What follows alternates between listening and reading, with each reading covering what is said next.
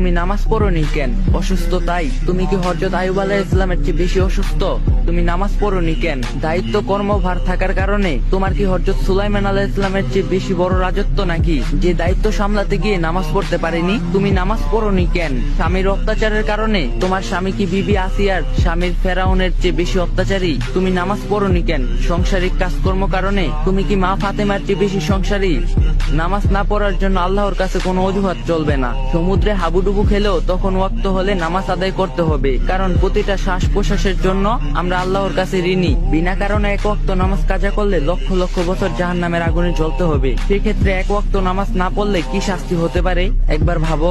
দুনিয়ার আগুনের চেয়ে 70 গুণ জাহান্নামের আগুনের থেকে যদি বাঁচতে চাও, নামাজ কখনো অবহেলা করো না। আল্লাহ তাআলা আমাদের সবাইকে নিয়মিত 5 ওয়াক্ত নামাজ পড়ার তৌফিক দান করুক, আমিন। যদি ভিডিওটা ভালো লাগে একটা লাইক দেওয়া যাবেন আর কপি লিংক আর শেয়ার করে দিবেন।